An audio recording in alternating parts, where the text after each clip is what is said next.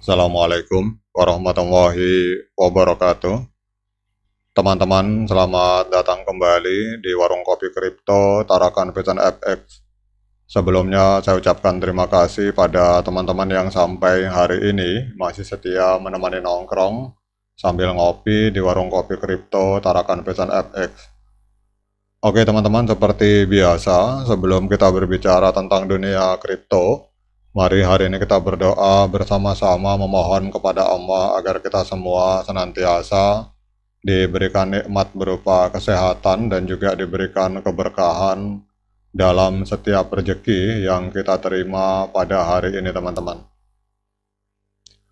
Oke teman-teman, hari ini kita akan membahas teror di dunia P-Network. Jadi dalam dunia cryptocurrency yang terus berkembang, peluang dan resiko ini sering berjalan beriringan, namun baru-baru ini serangan penipuan telah melanda komunitas P-Network teman-teman. Sebuah proyek mata uang digital yang sedang berkembang. Jadi dengan metode yang semakin canggih, para penjahat cyber telah mengeksploitasi dompet Pi untuk mencuri informasi pengguna, menciptakan gelombang aktivitas spam yang meresahkan. Jadi fenomena ini dikenal sebagai Pi wallet terror, di mana sejumlah kecil Pi dikirim ke ratusan atau bahkan ribuan dompet dengan pesan penipuan yang disematkan di dalamnya. Jadi Pi wallet terror ini teman-teman, ini melibatkan pengiriman sejumlah kecil koin Pi ke banyak dompet yang tidak bersalah, seperti kalau kita lihat di sini GCIX. Jadi dompet-dompet ini teman-teman, seperti GCIX dan GBMW yang menjadi target utama dari serangan ini. Jadi dompet-dompet yang berawalan ini yang menjadi target teman-teman. Untuk menarik perhatian pengguna, para penipu menyisipkan tautan penipuan ke dalam bidang memo, menimbulkan kekhawatiran tentang keamanan dan keselamatan informasi pribadi. Jadi dampak dari aktivitas spam ini tidak bisa dihindari. Volume transaksi pembayaran dalam jaringan Pi meningkat tajam, bahkan 3 kali lipat dari jumlah biasanya teman-teman. Namun upaya gigih dari core team telah membuahkan hasil. Alamat dompet yang terlibat dalam serangan ini akhirnya diblokir, mengakibatkan penurunan tajam dalam jumlah transaksi yang dilakukan oleh para hacker teman-teman. Meskipun belum ada bukti definitif, spekulasi muncul bahwa dompet-dompet ini kini hanya dapat menerima koin tanpa kemampuan untuk mengirimkannya teman-teman. Jadi sebagai respon terhadap ancaman ini, core team telah mengambil langkah proaktif. Mereka telah menyaring bidang memo yang mengandung tautan penipuan sebagai spam untuk meminimalkan resiko penipuan lebih lanjut. Jadi yang memonya ini difilter oleh core team teman-teman, kalau kita lihat dari foto ini. Namun pertanyaan tetap menggelitik, apakah akun dari dompet penipuan ini telah dibekukan untuk mencegah transaksi lebih lanjut, atau apakah para penjahat cyber telah menemukan celah baru untuk melakukan aktivitas kriminal mereka. Jadi salah satu referral saya teman-teman itu telah berhasil migrasi, tetapi yang anehnya dari walletnya itu koin-koin yang dimigrasi itu kemudian bergerak keluar teman-teman ke wallet-wallet yang tidak dikenal. Jadi seolah-olah ada orang lain yang mengendalikan dari wallet dari salah satu referral saya teman-teman. Ini kita tidak tahu, semoga ini bisa segera diselesaikan oleh core team karena kelihatannya semakin canggih teman-teman para hacker. Sama dengan kasus saya yang kehilangan yang hari ini migrasi, tetapi ternyata pada saat tanda tangan digitalnya itu tanda tangan digital milik saya, tetapi migrasinya ke wallet lain teman-teman. Sebanyak 2000 Pi lebih, tapi itu sudah saya anggap saja itu sebagai hiburan.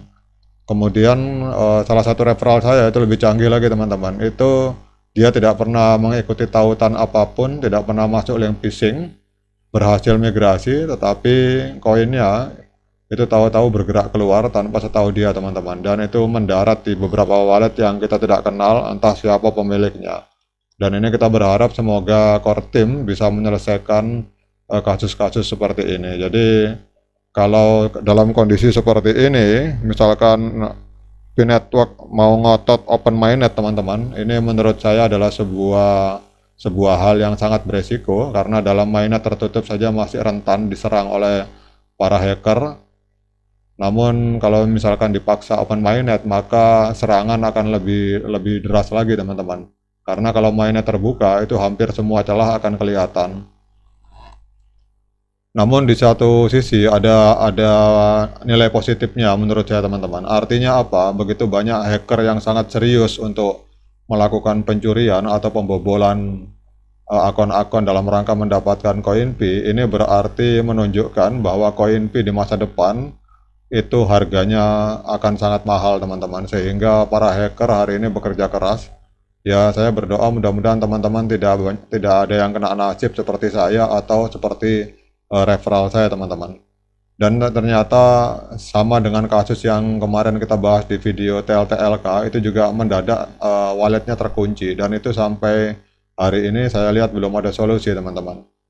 Jadi kalau kita lihat di sini data on-chain ini menunjukkan kembali volume transaksi ke tingkat semula setelah adanya tindakan yang diambil oleh core team. Dan ini kelihatannya core team berhasil mengendalikan situasi. Namun perang melawan kejahatan di dunia kripto ini terus berlanjut, menuntut kewaspadaan tinggi dari semua anggota komunitas Pi. Jadi untuk menghadapi ancaman ini diperlukan kerjasama antara pionir, developer, dan otoritas terkait. Hanya melalui berbagi informasi dan penerapan praktek keamanan yang ketat, kita bisa memastikan bahwa Pi dan cryptocurrency lainnya tetap menjadi alat yang aman dan andal dalam sistem keuangan global yang terus berubah teman-teman. Seiring dengan kemajuan teknologi, memang tidak diragukan lagi bahwa pergeseran menuju mata uang digital sedang berlangsung. Cryptocurrency menawarkan potensi besar untuk mengubah cara kita bertransaksi, berinvestasi, dan berpartisipasi dalam sistem keuangan global. Namun dengan perkembangan ini juga datang tantangan-tantangan baru, termasuk ancaman penipuan dan kejahatan cyber yang semakin canggih teman-teman. Memang salah satu aspek penting dari adopsi kripto itu adalah keamanan. Dengan karakteristiknya yang terdesentralisasi dan anonim, cryptocurrency sebenarnya menawarkan banyak manfaat, tetapi juga menimbulkan resiko signifikan. Karena kita lihat di sini bahwa para hacker, para penjahat cyber yang menyerang dompet-dompet Pi ini dengan cepat beradaptasi dengan lingkungan yang terus berkembang, menciptakan teknik baru untuk mencuri dana dan informasi pribadi dari para pionir. Ya, kita berharap agar core team bisa setiap ada masalah itu segera ditindaklanjuti teman-teman. Karena ada pepatah yang bilang itu maling lebih pintar daripada polisi teman-teman. Jadi kalau core team tidak canggih, kalau canggih dengan para hacker, maka kasus yang seperti ini akan terjadi eksploitasi terus-menerus terhadap celah sistem yang dimiliki oleh P-Network, oleh para penipu P-Wallet teman-teman.